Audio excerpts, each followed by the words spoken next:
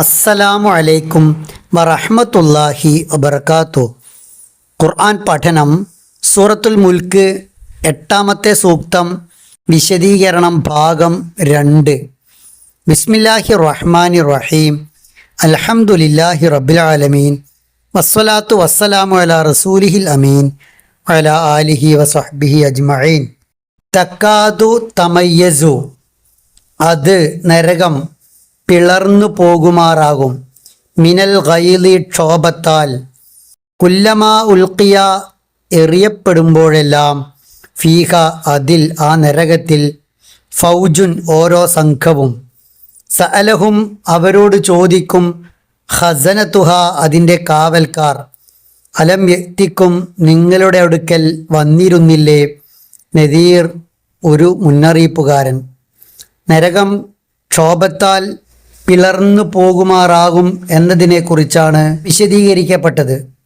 നരകത്തിലേക്ക് ഓരോ സംഘത്തെയും വലിച്ചെറിയുമ്പോൾ കുല്ലമാ ഉൽക്കിയ, വളരെ നിസ്സാരതയോടുകൂടി, നിന്ദ്യമായി, ആർക്കും വേണ്ടാത്ത രൂപത്തിൽ വലിച്ചെറിയുന്നതിനെക്കുറിച്ചാണ് ഈ പരാമർശം.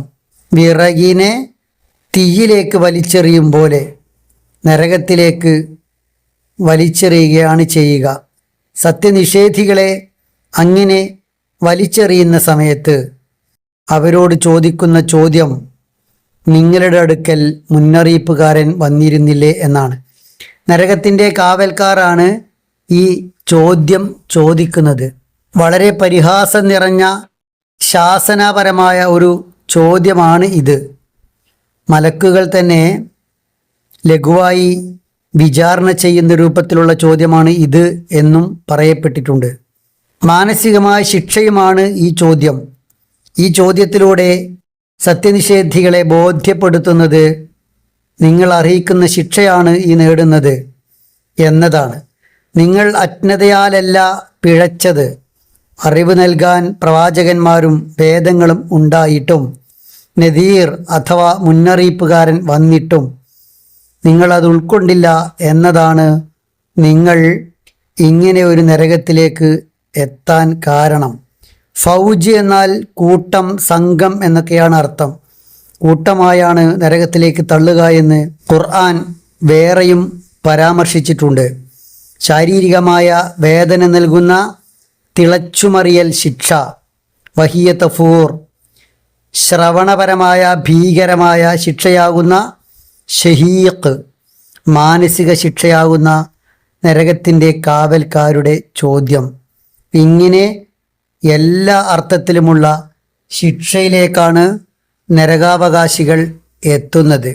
അങ്ങനെ എത്താനുള്ള കാരണം അവർ സത്യനിഷേധത്തിൻ്റെ വഴി അറിഞ്ഞുകൊണ്ട് സ്വീകരിച്ചു എന്നത് മാത്രമാണ്.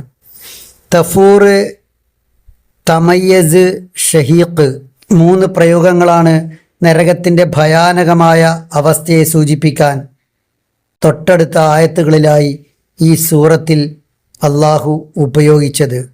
നരകം എത്രമേൽ ഭീകരമാണ് എന്ന് അവിടെ എത്തിയിട്ടല്ല ഈ സത്യനിഷേധികൾ അറിയുന്നത്. അവർക്ക് നേരത്തെ അതിനെക്കുറിച്ച് മുന്നറിയിപ്പുകാരൻ വന്നിരുന്നു. അതിനെക്കുറിച്ചുള്ള കുറ്റസമ്മതമാണ്, തുറന്നു പറച്ചിലാണ് അടുത്ത സൂക്തം. അല്ലാഹു സുബ്ഹാനഹു വ തആല നരകാവകാശികളിൽ നിന്നും നമ്മയെല്ലാം കാത്തുരക്ഷിക്കുമാറാവട്ടെ.